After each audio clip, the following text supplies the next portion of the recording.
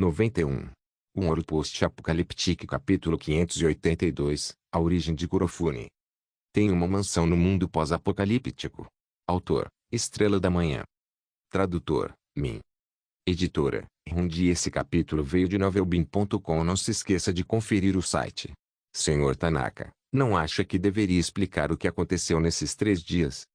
Uma longa mesa feita para acomodar 12 pessoas estava repleta de todos os membros do parlamento de Nippon. Tanaka sentou-se na ponta da mesa e respondeu a todas as críticas com um sorriso. Explicar? Acho que não preciso explicar, senhora Kazaka, disse Tanaka com um sorriso. Não precisa dar explicações.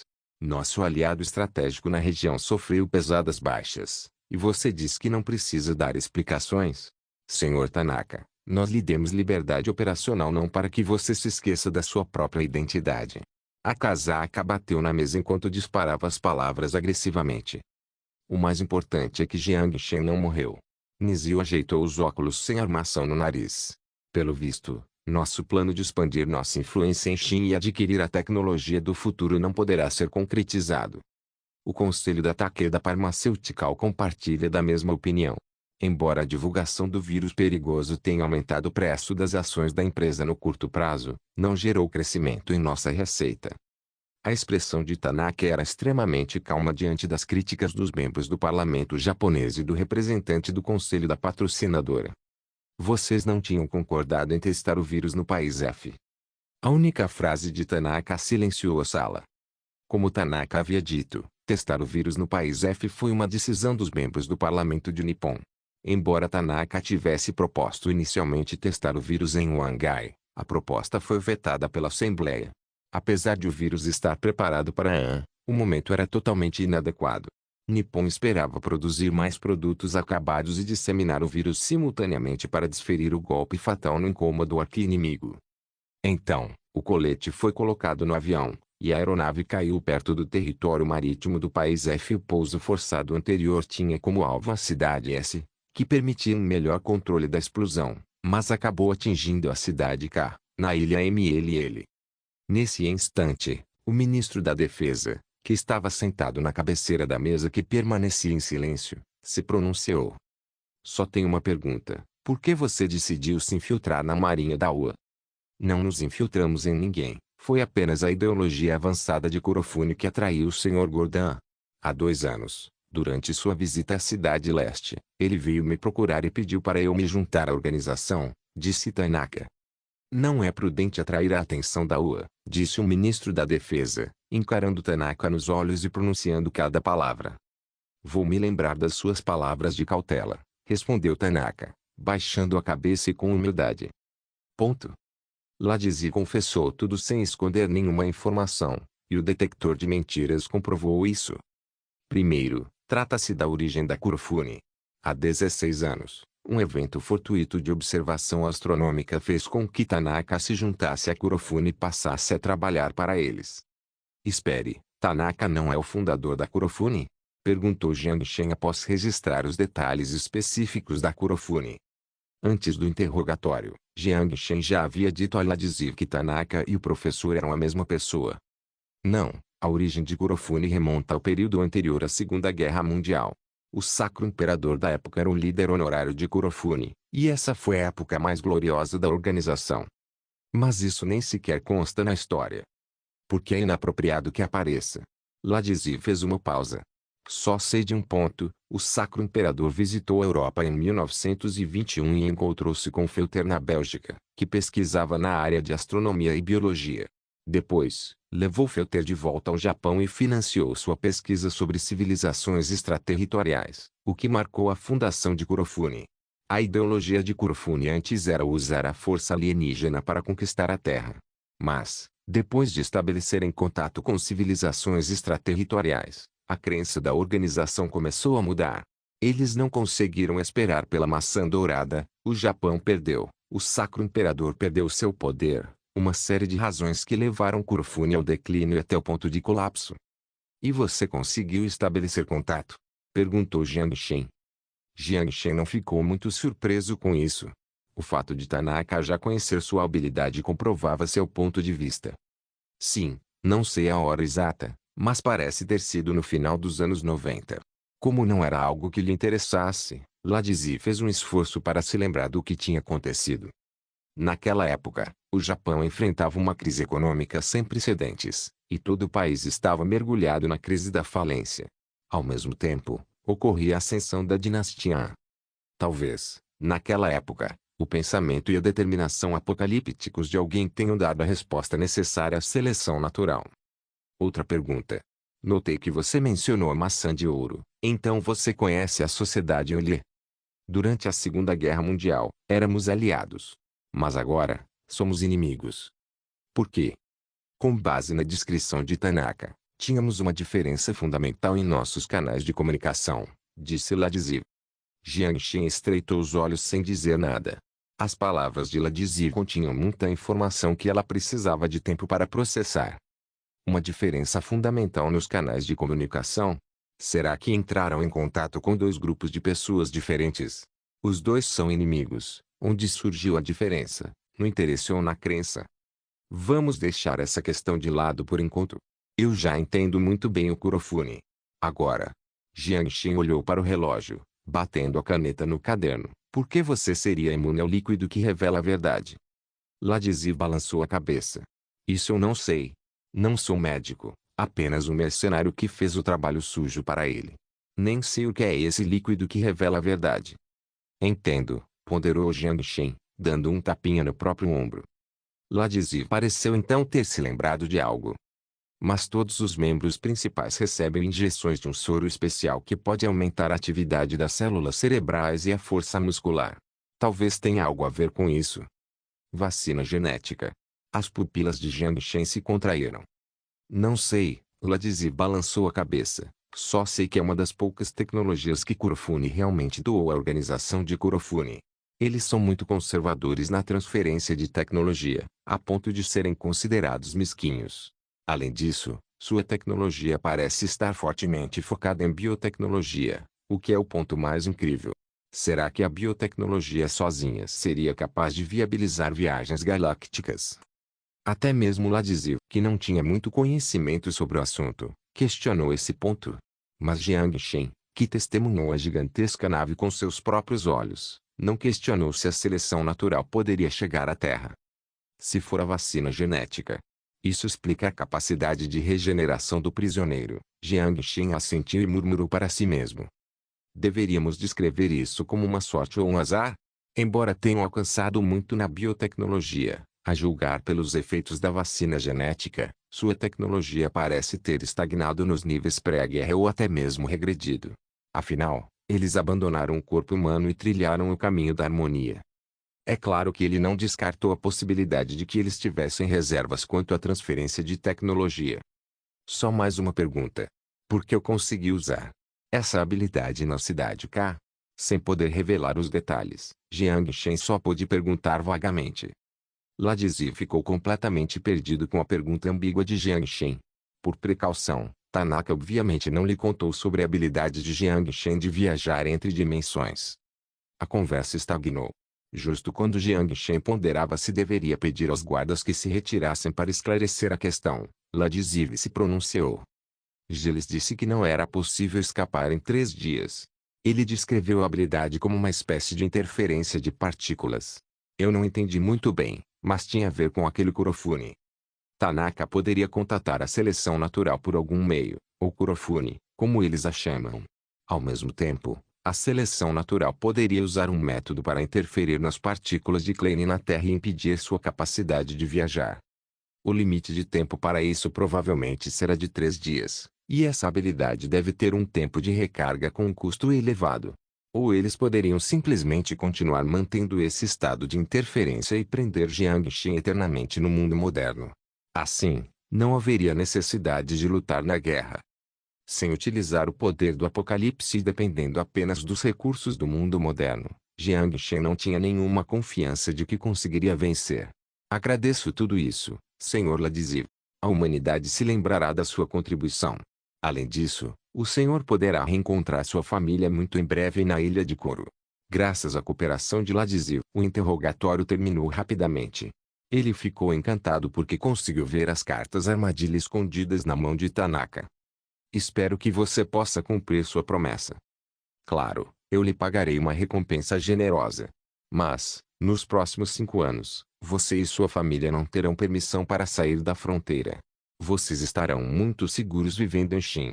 Os agentes fantasma e o exército do comércio celestial garantirão isso, disse Jiang Shen, com um tom agradável. Quando se sentia bem, não se importava de compartilhar seu bom humor. Um Ouro Post-Apocalíptico capítulo 583. A Batalha da Cidade K. A área rural da Cidade K, a 3 quilômetros da linha de frente. Era um mundo moderno, mas a fria rajada do norte se misturava com a desolação do apocalipse e se espalhava pelos cantos das ruas. Na Cidade K nunca tinha nevado antes, nem tinha feito tanto frio. Nos cantos escuros, ocasionalmente se viam moradores de rua e cães vadios vivendo juntos. O supermercado da rua estava fechado há muito tempo, deixando as pessoas famintas lá dentro em busca de comida. Se encontrassem algum achado, aqueles que se sentiam culpados deixavam algum dinheiro no caixa desatendido, mas a maioria preferia ir embora depois de apagar a lanterna. Não fez diferença, já que o peso francês não valia nada. Ricos e pobres passavam fome. O dólar americano ainda tinha algum poder de compra, mas ninguém estava disposto a vender comida ou remédios caros. Ontem, os guerrilheiros Moro avançaram novamente até lá, e desta vez, estavam ainda mais ferozes. Mas, independentemente de chegar ou não, nenhum caminhão carregado de alimentos chegaria. Isso porque, a poucos quilômetros dali, uma terrível crise de infecção estava em curso. Os civis já haviam abandonado há muito tempo suas posições políticas anteriores. Independentemente de quem fosse melhor, eles queriam que aquela guerra estúpida terminasse. Quer tenha sido a 14ª Divisão do País F que colocou a cidade em quarentena, quer os guerrilheiros Moro, eles não pareciam bons aos olhos dos habitantes locais. Quanto a Celestial Trade, raramente apareciam em público. Portanto, os moradores não tinham uma impressão muito melhor dos mercenários com equipamentos comparáveis aos de um exército de verdade. Invasores? Talvez. Mas quem se importa? Para impedir o avanço dos guerrilheiros Moro, a 14ª Divisão enviou um grande número de atiradores de elite e enterrou minas antipessoal em locais estratégicos. Isso interferiu no avanço da 5ª Divisão de Moro, já que Moro não possuía tanques nem veículos blindados, e sua força era composta principalmente por infantaria e metralhadores. Os atiradores de elite de alta precisão foram obtidos da 21ª Divisão de F. Mas não foram apenas os guerrilheiros que morreram sob a mira de franco-atiradores e minas terrestres, mas também muitos civis sem experiência em combate. Este lugar era o ponto cego do humanitarismo. Para se livrar dos atiradores de elite problemáticos, a Celestial Trade optou por um ataque aéreo. Os invisíveis agentes fantasma usaram posições a lazer para mirar nos alvos, e a Aurora 20 disparou uma saraivada de balas que reduziu a pau o atirador e o prédio onde ele se escondia. Para evitar baixas civis, Jiang Shen ordenou que não se usassem bombas na área urbana. Não foi por bondade. Foi para evitar evidências desfavoráveis à Celestial Trade na sociedade internacional. Mesmo assim, os atiradores de elite ainda atrasaram o ataque por 2 dias. A situação estava prestes a terminar muito em breve. Na noite de 31 de dezembro, o centro de comando da Celestial Trade ordenou um ataque em grande escala, lançando um ataque à cidade K durante a noite da véspera de Ano Novo e eliminando a 14ª Divisão modernizada do País F e a brigada de tanques que se mobilizava para prestar auxílio. O objetivo era tomar o controle da cidade antes de 2 de janeiro. O ataque foi iniciado pelos mísseis da Celestial Trade. Os mísseis EMP explodiram primeiro no lado leste da cidade e destruíram completamente o equipamento eletrônico da 14ª Divisão. Mas como a 14ª Divisão era a força de elite do País F, quando o segundo míssil foi lançado ao ar, eles lançaram um ataque antimíssil contra a base de lançamento da Celestial Trade. 8 canhões de 155 mm quase dizimaram uma colina inteira, mas não dispararam por muito tempo antes de serem reduzidos a sucata pelos mísseis da Aurora 20. Para evitar o ataque aéreo da Celestial Trade, o País F recorreu a toda a sua criatividade em busca de soluções. Por exemplo, usar panos cinzentos para cobrir o canhão, esconder os tanques entre os edifícios e lançar ataques quando os soldados moros se aproximassem. Mas quando os mísseis PEM entraram em cena, Todos os truques perderam a sua utilidade. Sem o relatório do reconhecimento, os soldados só podiam usar a distância da fumaça e o instinto para atirar. A situação da brigada de tanques era melhor. Felizmente para o equipamento obsoleto, o tanque de reconhecimento Scorpion, usado como tanque principal, pertencia ao século passado. Embora não tivesse sido projetado com funcionalidades anti-radiação e anti-PEM como os tanques modernos, não havia nenhum equipamento avançado para destruir. A 14ª Divisão enfrentou a mesma situação que a derrotada 21ª Divisão. Todos os equipamentos eletrônicos foram destruídos e o sistema de controle entrou em colapso total. Ao mesmo tempo, as bombas iluminadoras subiram ao céu, iluminando a escuridão total a sudoeste da cidade. Com o auxílio das metralhadoras montadas nos veículos, a força da 5ª Divisão Moro, com a moral elevada, começou a avançar como um golpe direto na cara da elite da 14ª Divisão. Por outro lado, em nítido contraste, o canto sudeste da cidade permanecia em uma escuridão profunda. 500 fuzileiros navais da Tropa Celestial, transportados por 10 aviões de carga pesados, foram lançados de paraquedas na borda da zona ocupada por zumbis. Graças às vacinas genéticas de nível I que receberam, os soldados ficaram completamente imunes ao vírus zumbi. Eles não precisavam se preocupar com a infecção, mesmo sem usar trajes de proteção. Com a ajuda de óculos de visão noturna, os 500 soldados e mais de 1000 drones Hummingbird formavam uma espécie de lâmina afiada na escuridão, atacando impiedosamente o coração da zona de controle da 14ª Divisão. Guiados pelos Kia X-1, eles eliminaram os canhões e metralhadoras antiaéreas espalhados pela cidade. Naquela noite, os soldados da 14ª Divisão sentiram um medo profundo por causa da guerra assimétrica. Os caças F-5A e Mustang estacionados na base aérea se recusaram a assumir o controle. Contra caças que nem mesmo o F.A.50 conseguia derrotar, todos sabiam que seria uma vitória sem ira. Santos se sentiu mal com isso. Ele tinha visto a terrível capacidade de destruição do Aurora 20. Além dos caças de 5ª geração no porta-aviões, que poderiam representar uma ameaça limitada, apesar da quantidade de aviões de papel que o país F enviou, o único destino deles era repousar no fundo do oceano. 6 da manhã, o sol ainda não havia nascido, mas a batalha na cidade estava praticamente terminada.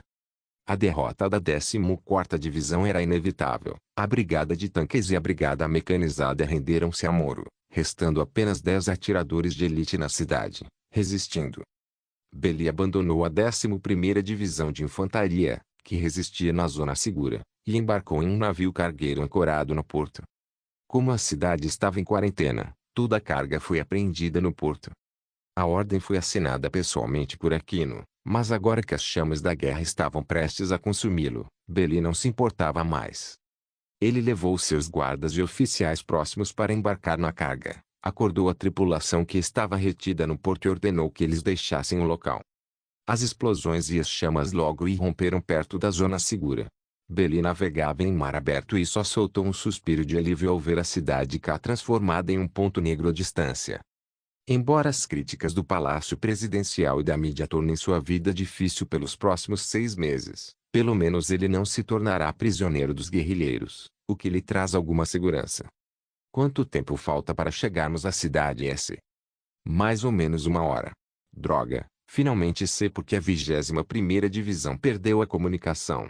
Ao lado dele, o sargento Cavell, ainda assustado, engoliu em seco. Que míssil estranho. O rosto de Belli estava coberto de tristeza. Os soldados do país F não perderam por falta de vontade ou tática, mas sim por falta de tecnologia. A deficiência nesta última área era a que mais os incomodava. A deficiência em força de vontade e tática poderia ser corrigida com treinamento físico e mental, mas a deficiência em tecnologia não poderia ser sanada em um curto período de tempo.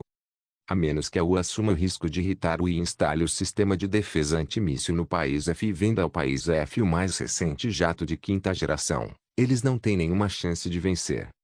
Mas, pensando bem, mesmo que a U estivesse disposta a vender, não teria dinheiro para comprar. Um jato de 5ª geração custa mais de 100 milhões de dólares e o orçamento de defesa do país F, por ano, no máximo, permitiria comprar 2 jatos. Enquanto Belli pensava em como lidar com as críticas de Aquino, ele não tinha a menor ideia de quão visível estava sob a vigilância dos satélites Skies e X-1. Um Ouro Post-Apocaliptique capítulo 584. Brincando com fogo, os zumbis eram de fato um problema para as forças governamentais do país F, Moro e a Celestial Trade. Era impossível esperar que um bando de guerrilheiros mal organizados aprendesse a controlar infecções, mesmo tendo acabado de tomar posse das armas UA da 21ª Divisão. Por se tratar do mundo moderno, ele não podia usar os métodos da Apocalipse para resolver os problemas. Qual seria a solução mais direta para resolver a crise na cidade K? A maneira mais eficiente seria lançar milhares de bombas incendiárias e queimar tudo lá dentro. E como o oponente era o país F, Jiang Shen não se sentiria muito sobrecarregado em executar essa ordem. E o que lhe foi apresentado, no final, será uma figura. Mas se ele realmente fez isso, sem precisar processar a informação, o mundo não o poupará como um açougueiro. A cidade K foi assumida, o resultado em AML e Island já estava decidido. Portanto, no avanço em direção à zona segura, a 5ª Divisão Moro, sem proteção blindada, pagou um preço alto. Embora os guerrilheiros tivessem um desempenho melhor do que as forças governamentais em combates contra inimigos anteriores, a diferença não foi significativa. Por fim, com a ajuda dos fuzileiros navais da Companhia Celestial, a 5ª Divisão, sob a pressão dos zumbis, eliminou a última brigada mecanizada da 14ª Divisão do país F e os dois últimos veículos blindados M113 e dois restantes optaram por hastear a bandeira branca e se render. A guerra havia terminado. Além de algumas forças governamentais que ainda permaneciam na área norte, Moro havia estabelecido controle total das ilhas AML. Exatamente como Jiang Shen havia previsto, o comércio celestial derrotaria o oponente e, em seguida, o arrastaria pelo pescoço e o forçaria a assinar um acordo. Sem exagero, na guerra moderna, a importância das negociações pode superar todos os esforços anteriores. Este último apenas ditava quantas pessoas morreram, o primeiro determinaria quantas iriam morrer. Ponto. Antes que os soldados da Celestial Trade entrassem na zona segura da cidade K, os sobreviventes da área se revoltaram. Após roubarem as espingardas e lança-chamas dos faxineiros e espancarem pelo menos 10 deles devido ao ódio acumulado, os sobreviventes que ocupavam a zona segura travaram um breve confronto com os guerrilheiros Moro através das cercas de arame farpado. Contudo, ao verem os veículos blindados e tanques capturados passarem, todos largaram suas armas e se agacharam junto ao muro com as mãos sobre a cabeça. Ao ver o quão desnutridos os sobreviventes pareciam nas imagens da batalha, Jiang Shen, embora tenha sentido compaixão, teve outro plano. Ele ligou para Ivan, que havia chegado à zona segura, e pediu que ele cuidasse dos sobreviventes. Em seguida, Jiang Shen instruiu o promovido Xia Shiro a transportar 1.000 toneladas de arroz, vegetais, biscoitos e leite através da subsidiária do Grupo Future, via aérea, pelo aeroporto K da cidade, e distribuí-los aos sobreviventes locais. O ato filantrópico da Celestial Trade foi imediatamente elogiado pelos sobreviventes. Quando os representantes da Celestial Trade pediram que eles ajudassem a mídia a gravar vídeos para que a organização pudesse obter reconhecimento internacional, ninguém recusou a ideia. Jiang Shen ganhou mais uma carta na manga ao influenciar a opinião pública. Enquanto as forças terrestres entravam na cidade, a marinha também não parou. Uma fragata da classe Guardiã, acompanhada por um submarino da classe Kilo, entrou no estreito e ancorou na região. O canhão de pulso eletromagnético tipo 50J foi apontado para a capital da França. A ação da Celestial Trade quase fez Aquino cair da cadeira de medo. Só agora ele sentiu o medo que os soldados na linha de frente sentiram. O medo do canhão à sua porta. O comitê da Assembleia do país F estava completamente em ruínas. Anteriormente, eles haviam gasto tempo falsificando documentos de soberania e tentando reivindicar as Ilhas Panu como parte da soberania histórica do país F, mas agora, destruíram imediatamente os documentos, mudando o foco da discussão para como buscar uma rendição incondicional. A outra fragata e o submarino deslocaram-se para leste ao longo da fronteira de Xin F, mantendo-se em alerta para o grupo de porta-aviões Stan estacionado na região. Todos os 10 aviões Aurora 20 da base Newmont estavam em alerta 24 horas por dia, com os 20 pilotos se revezando dentro da aeronave para responder a uma possível escalada no conflito regional. Ao mesmo tempo, o silo de mísseis G-013, implantado no Oceano Pacífico Ocidental, abriu sua escotilha e permitiu lentamente que a água do mar o preenchesse para concluir os preparativos de lançamento. O silo de mísseis G-013 estava equipado com um míssil balístico intercontinental Dopin-10. O módulo instalado não continha uma ogiva nuclear, mas apenas explosivos convencionais. Caso a U agisse impulsivamente, a Celestial Trade comprovaria sua capacidade de ataque com mísseis de longo alcance algumas horas depois. Sem armas nucleares e, portanto, sem dissuasão. Discutível. Não se esqueçam de quem controlava a cidade de Kegia. Se um míssil pode transportar explosivos, também pode transportar um vírus. Armas nucleares ou armas biológicas teria maior poder de dissuasão? A UA precisa avaliar isso cuidadosamente. Nesse momento, Jiang Xin apostou todas as suas fichas na mesa de jogo. Será que a UA ignoraria as potenciais consequências e lançaria uma versão asiática da Guerra do Golfo, punindo a Celestial Trade da mesma forma que o Iraque, que invadiu o Kuwait, foi punido, ou faria um acordo semelhante ao que Fran fez com Frankberg, reconhecendo o sucesso da Operação Blitz, abrindo mão do aliado pouco prestativo em troca de estabilidade regional. Ponto. Vale ressaltar que F não possuía as ricas reservas de petróleo ou gás do Kuwait. E se nenhuma das opções acima funcionasse? A última opção era o botão nuclear. A menos que não tivesse absolutamente nenhuma outra opção, ele não queria tomar a última decisão. Ponto. Você está brincando com fogo. Na noite em que o comércio celestial dominou a cidade de Kegia, Natasha tocou a campainha da mansão de Jiang Xin. Jiang Xin não queria abrir a porta, mas a garota estava determinada a não soltar a campainha se ele não abrisse. Diante da determinação de Natasha, Jiang Xin abriu a porta. Após tanto tempo desaparecido, era hora de retornar aos olhos do público. Mas o que ele não pensou foi que a primeira coisa que Natasha lhe disse não foi "você não está ferido", mas sim algo diferente. Brincar com fogo? Parece que o nosso presidente Zhang já disse isso ao Aquino antes. Jiang Xin a convidou para se sentar no sofá. Por favor, sente-se. Desta vez, preparei vodka. Não estou aqui para beber. Natasha estreitou os olhos e examinou Jiang Xin, os lábios vibrantes curvados pensativamente. Eu sabia que nada aconteceria com você, sua raposa velha. Ainda sou jovem, tá bom? Senhora Urso Polar, disse Jiang Xin em tom de brincadeira. Essa piada não é nada cavalheiresca. Natasha o encarou com firmeza, passou por ele e sentou-se no sofá. Contudo, desta vez, estranhamente, ela não tocou na bebida alcoólica.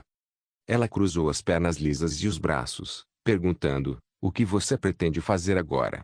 Como vai resolver essa bagunça? Faça o país F retornar à mesa de negociações. Jiang Xin sentou-se em frente a Natasha com as pernas cruzadas e os dedos apoiados em um dos joelhos. E se a U não concordar? Natasha ergueu as sobrancelhas. Então eles devem estar preparados para serem tratados em conjunto. Jiang Xin não estava brincando. Um ouro post-apocalíptico capítulo 585. Voltar à mesa de negociações. O grupo de batalha do porta-aviões começou a se mobilizar na direção do Pacífico Ocidental, com os caças decolando constantemente do porta-aviões para aumentar a frequência de patrulhamento em águas públicas. Ao mesmo tempo, um bombardeiro foi posicionado na base militar próxima.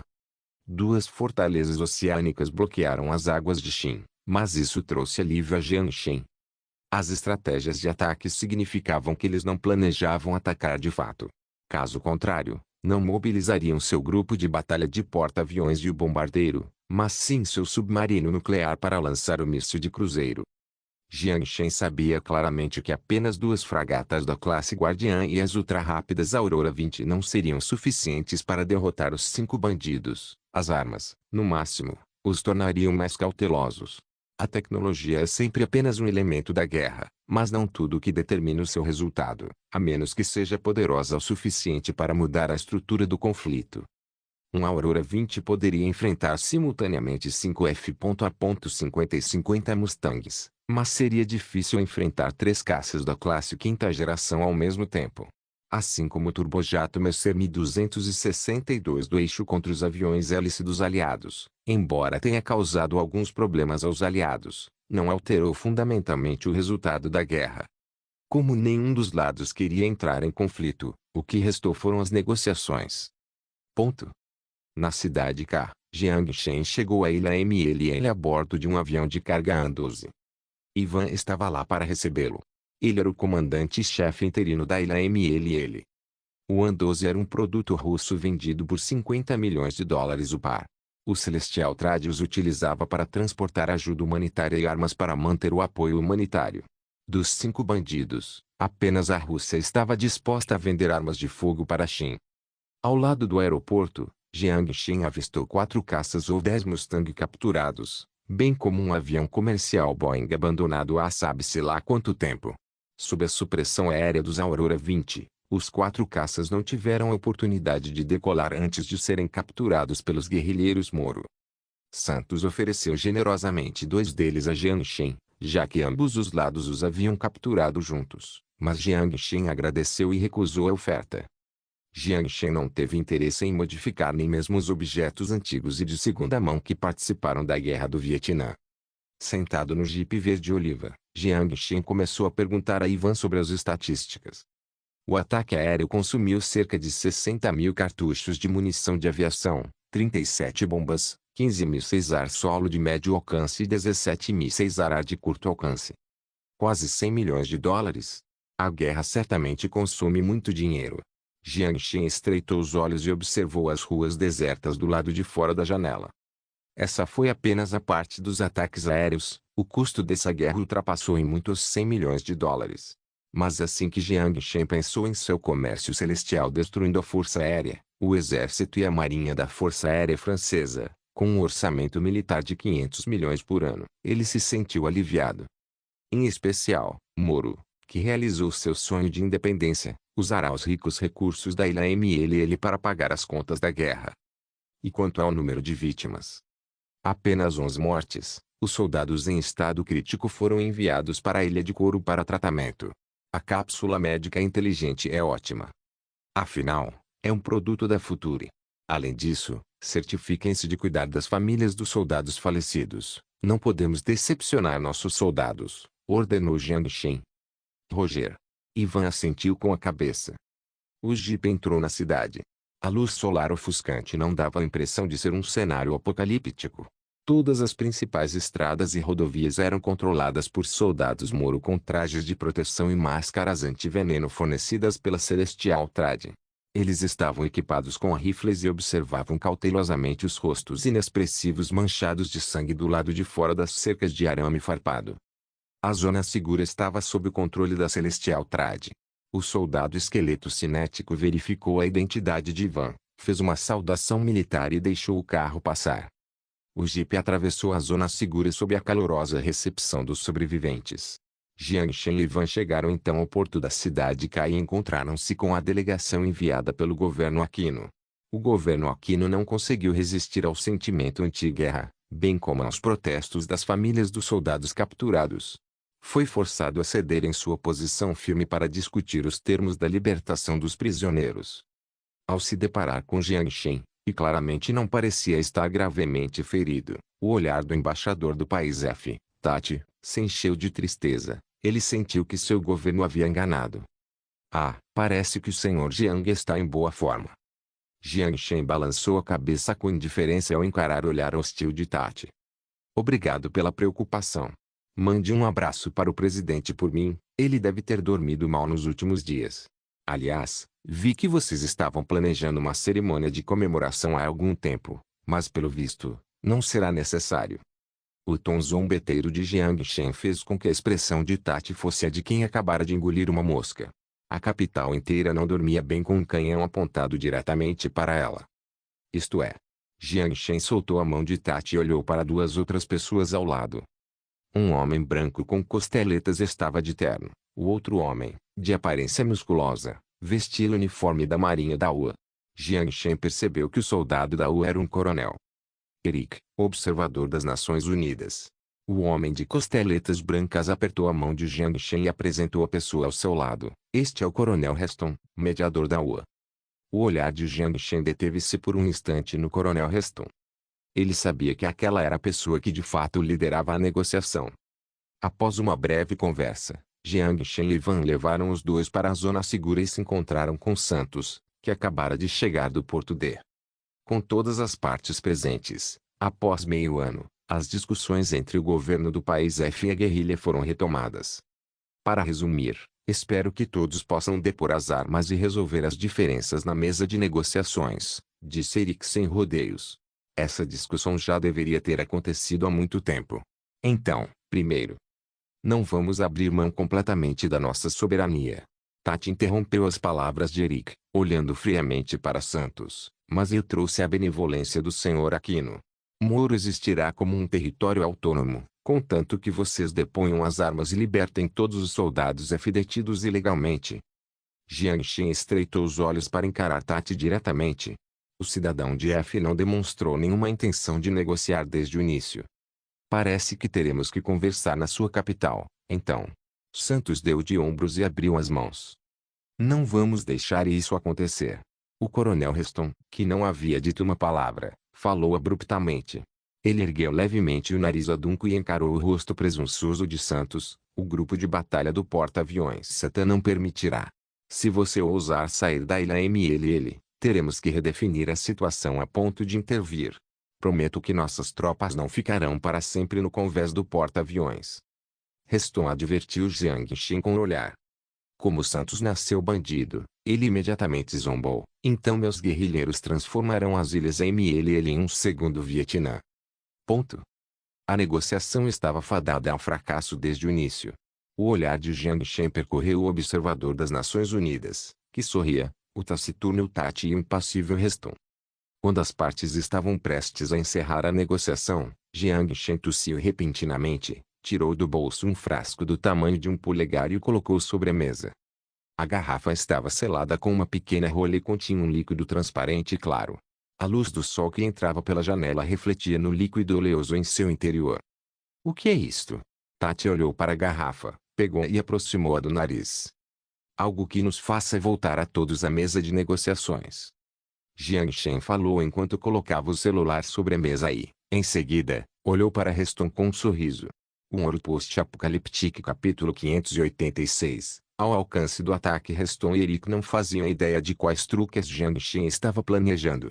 Trocaram olhares antes de voltarem a encarar Jiang Shen, esperando que ele continuasse.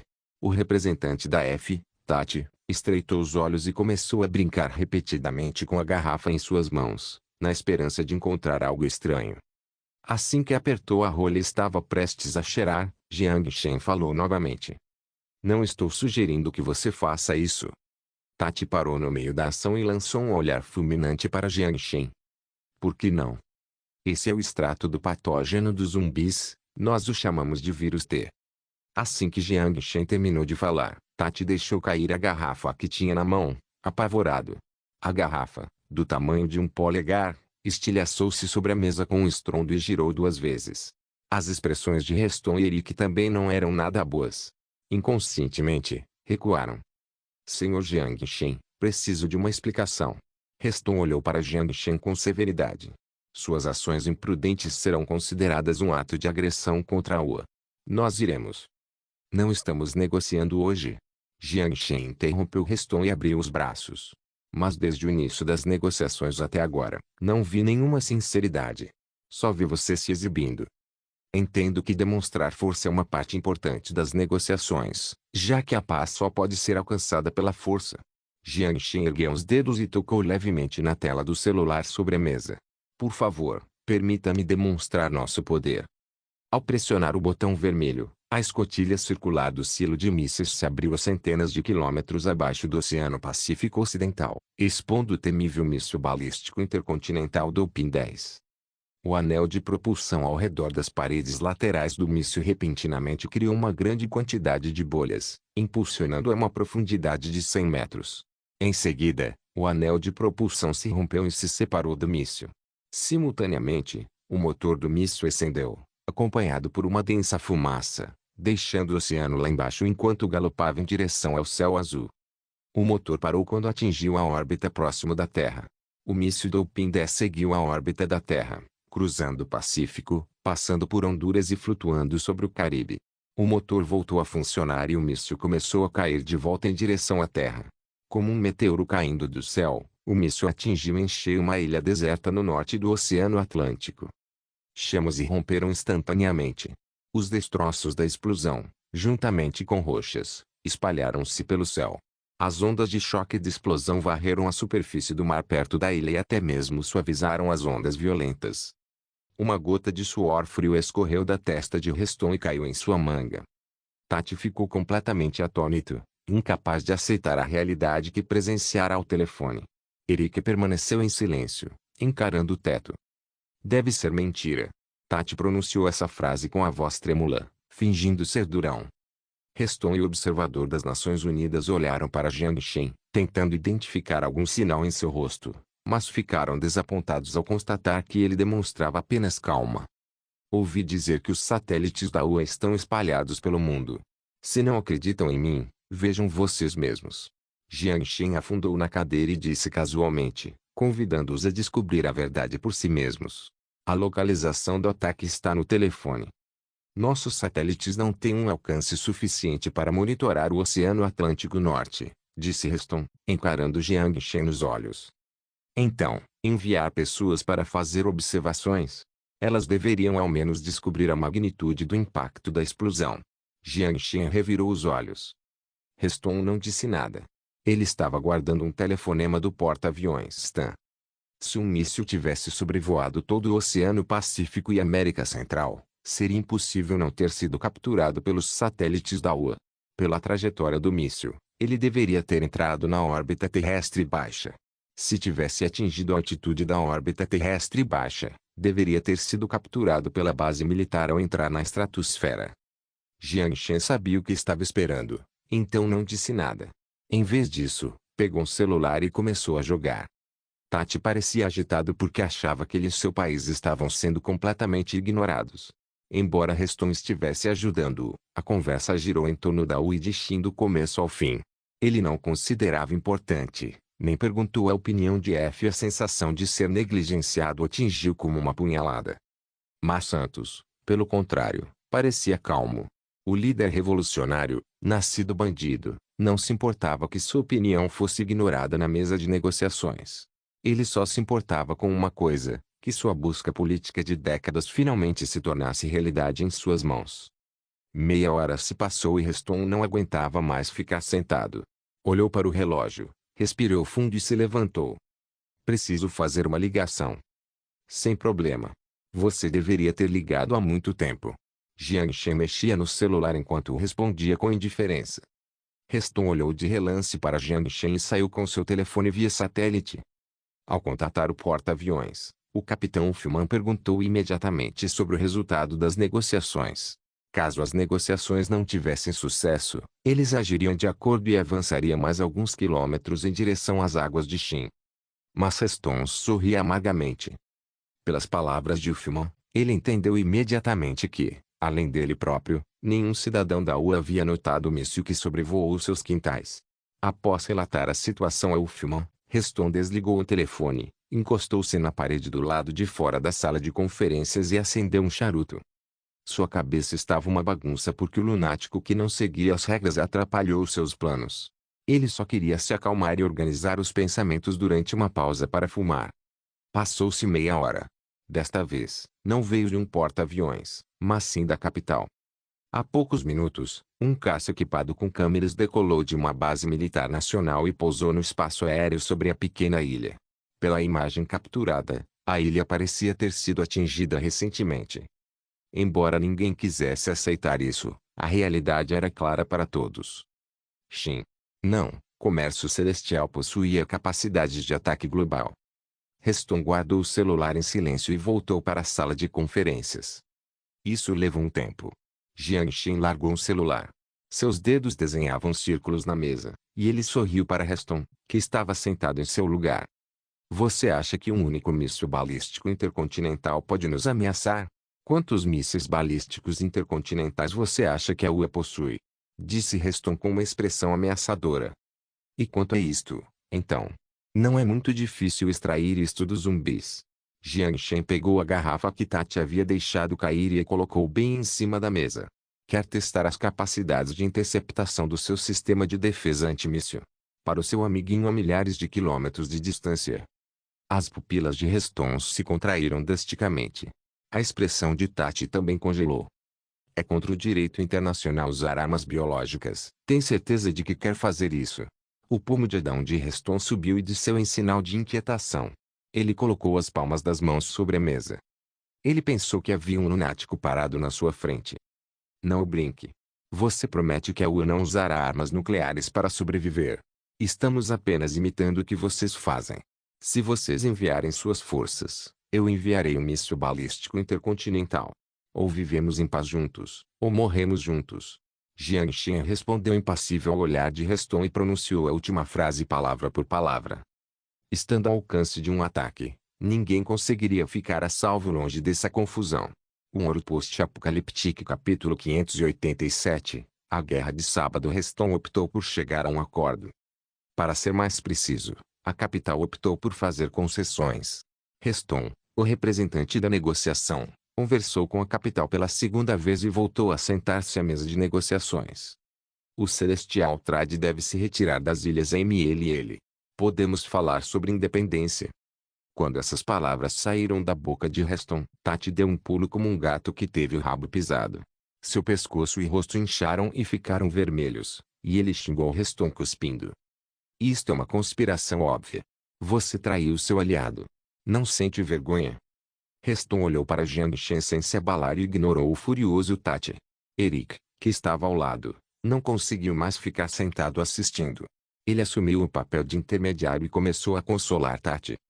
Podemos nos retirar, mas manteremos 100 fuzileiros navais aqui na cidade. Cá planejamos estabelecer postos de atendimento aqui para cumprir nosso dever humanitário, disse Jiang Shen com ar de superioridade. Essa frase quase fez Eric engasgar. Era a primeira vez que ele via alguém usar o pretexto do humanitarismo para estacionar tropas. Você pode alocar no máximo 50 pessoas, e não pode implantar caças aqui, disse Reston. 100 pessoas. A cidade cai a território moro, e este é o nosso acordo com outro país. Vocês têm o direito de intervir? Reston olhou para Santos. Santos exibiu seus dentes brancos e a malícia que não combinava com seu corpo musculoso. Não temos nenhum problema. Damos as boas-vindas à Celestial Trade para que participe na reconstrução de Kegia, bem como para que invista na indústria da ilha MLL. Ponto certo. Reston assentiu com firmeza. Então vamos falar sobre a soberania de Moro. Além da indiscutível ilha MLL, e quanto às ilhas S. Nem pensar. Tati interrompeu Jiang Shen. Mas Jiang Shen pareceu não notá-lo e continuou. As ilhas S estão atualmente sob o controle da 11ª Brigada de Moro.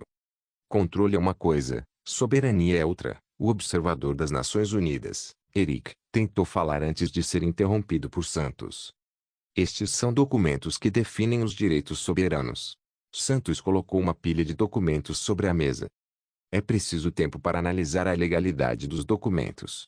O tom de Reston tornou-se mais sério.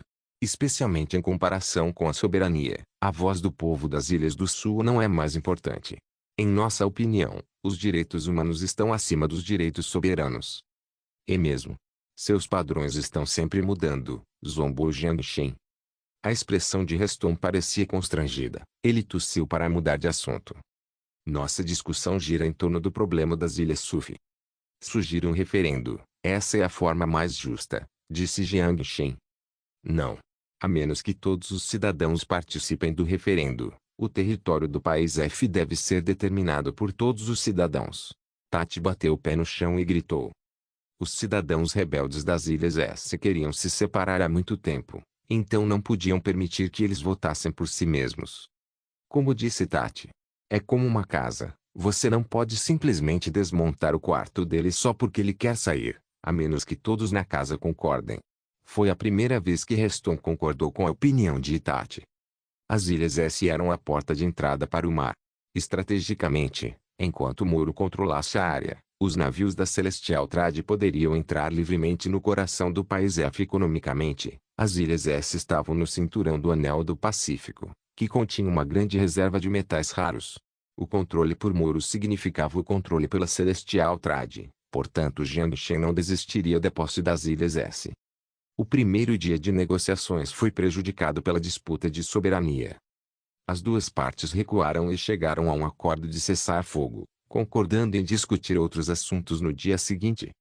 A disputa sobre as reivindicações territoriais não foi fácil de resolver, especialmente porque o governo Aquino não estava disposto a ceder o controle de forma alguma.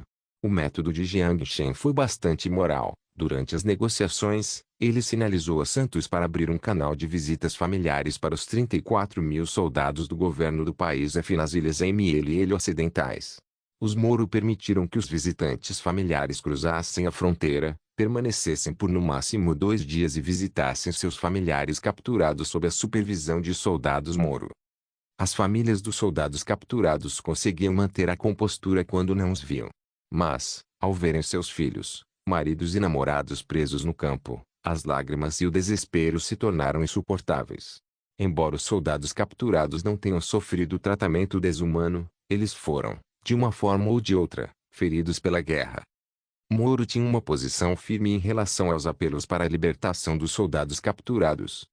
Buscamos a paz, mas jamais faremos concessões ao inimigo.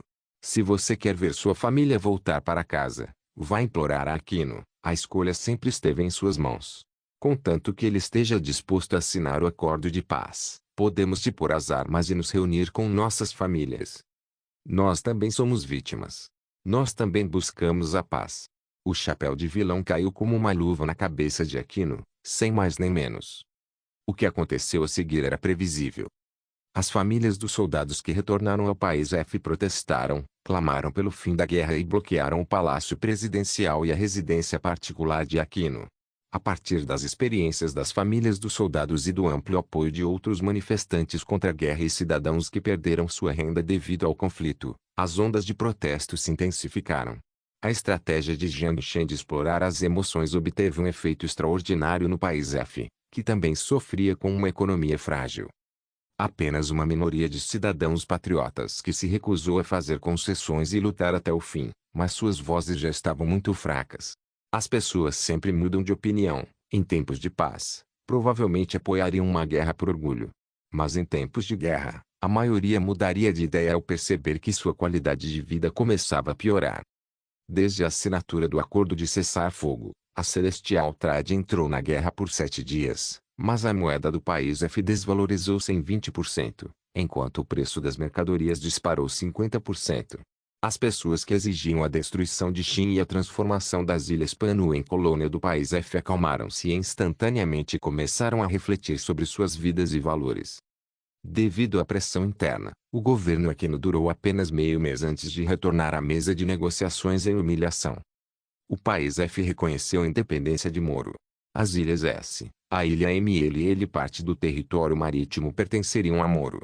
As 5 divisões do país F se retirariam da parte norte da Ilha MLL. Ao mesmo tempo, as fragatas e submarinos da Celestial Trade se retiraram da área. As 2 divisões de Moro se retiraram das ilhas ao norte da Ilha MLL e devolveram o controle do território ao país F simultaneamente. Moro e o país F libertariam incondicionalmente todos os soldados capturados. Portanto, a busca de independência dos Moro finalmente teve sucesso e eles se tornaram a 195ª nação soberana do mundo. O país F, que perdeu sua segunda maior ilha, entrou em colapso a partir desse momento. E a Celestial Trade, que fez tudo acontecer, tornou-se o estado soberano da região e a maior vencedora da guerra. Como a Celestial Trade interveio na guerra no sábado e a guerra terminou em uma semana, essa guerra também ficou conhecida como a Guerra de Sábado pela comunidade internacional. Um ouro post-apocalíptico capítulo 588. Na assinatura do acordo de paz, Jiang Shen viu o rosto cômico de Aquino. Das olheiras profundas e cabelos brancos, sua expressão era uma mistura de traços trágicos. Sob os flashes das câmeras dos repórteres, Aquino caminhou até Santos e apertou sua mão, demonstrando grande força. Santos sorriu para ele, mas ele respondeu com um sorriso mais feio do que irritado. Por fim, as câmeras focaram nos 2 pares de mãos que seguravam o acordo de paz. Ambos assinaram o acordo e declararam ao mundo o fim da guerra civil.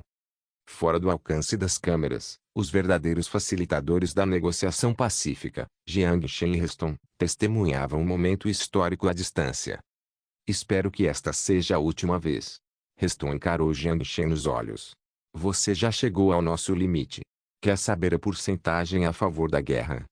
Não quero saber. Jiang Shen balançou a cabeça com um sorriso.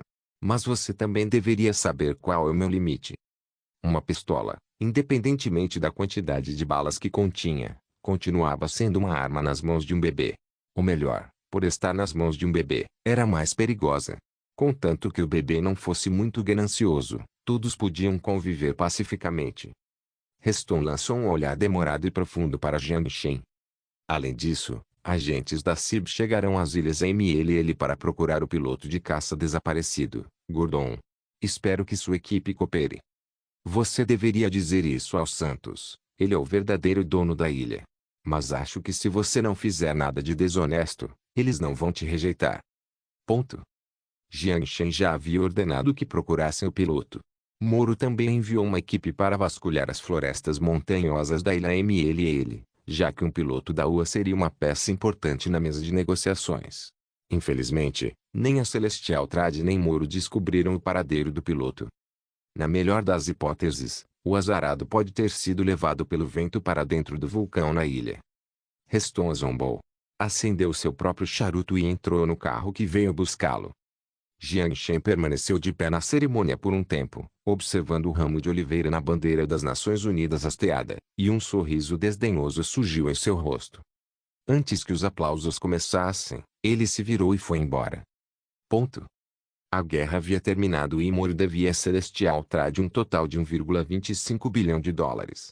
Francamente, se não fosse pela situação infecciosa na cidade que o alarmou, ele teria querido prolongar a guerra por mais tempo. Quanto mais dinheiro Moro devesse à Celestial Trade, mais controle a empresa teria sobre ele, mais Moro dependeria de Shin. A ilha MLL era anteriormente a área mais pobre do sul do país F. Não havia como eles pagarem 1,25 bilhão de dólares. O dinheiro só poderia ser pago com ricos recursos minerais inexplorados e solos férteis. Essas eram as coisas que Jiang Shen mais desejava. Os recursos e a terra eram cruciais para Shin. Atualmente, os recursos minerais e os produtos agrícolas de Shin e do Apocalipse eram em sua maioria importados da Austrália. Embora Shin tivesse um bom relacionamento com eles, não era o ideal depender de terceiros. Mas, falando por enquanto, a Austrália não tinha comentários a fazer sobre a situação no país F. Eles não queriam ofender Shin com uma ótima perspectiva econômica para o país F. A Austrália estava em meio ao isolacionismo, assim como a Ucrânia na década de 90. Devido à entrada em vigor do Acordo de Paz, a Celestial Trade retirou a fragata e os 1.000 fuzileiros navais destacados na ilha MLL, deixando apenas 100 soldados na cidade K com o objetivo de manter a segurança local em conjunto com as forças locais.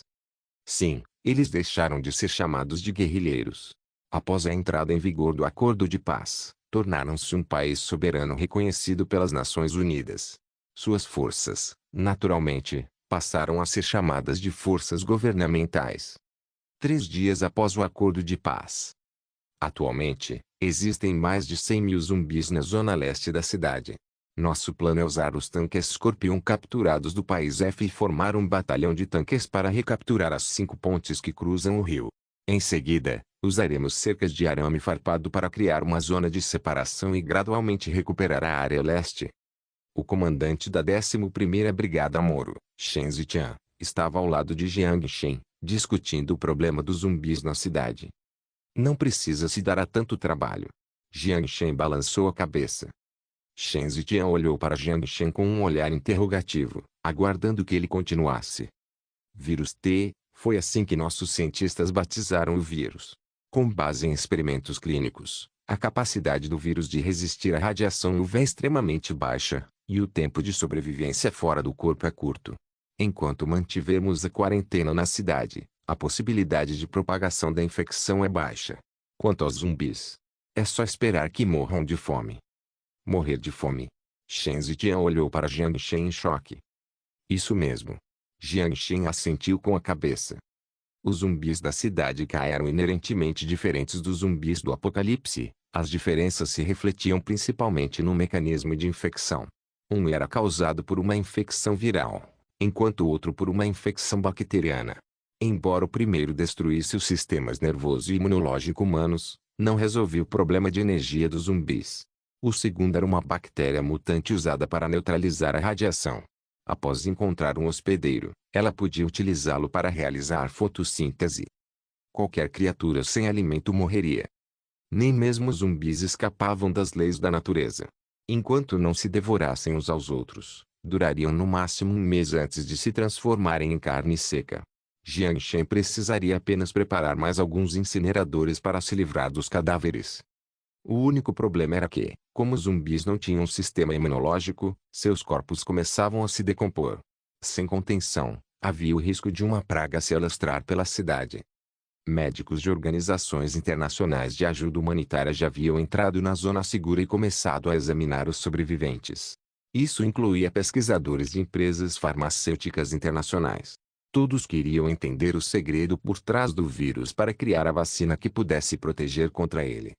Seguindo as recomendações de Jiang Shen, Santos implementou uma estratégia completamente diferente da do governo aquino e não impediu a entrada de organizações internacionais de ajuda humanitária na cidade de Kajia, já que Moro era pobre demais para conter totalmente a peste.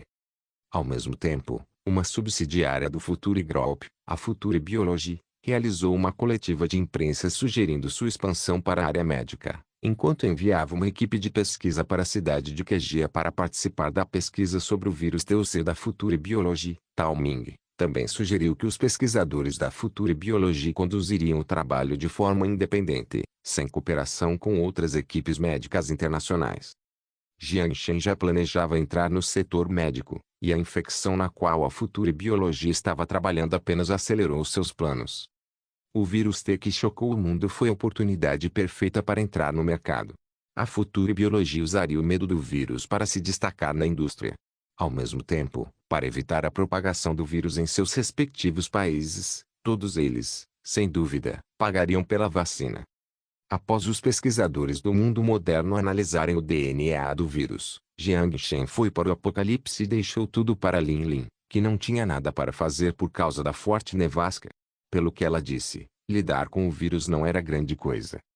Assim, de repente, o tempo passou e já estávamos no final de janeiro.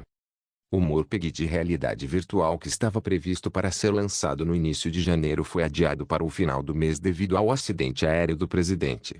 Cerca de 100 milhões de usuários do Panton em todo o mundo aguardavam ansiosamente o lançamento de Gotland. Mas, nesse instante, uma notícia chamou a atenção de Jiang Shen.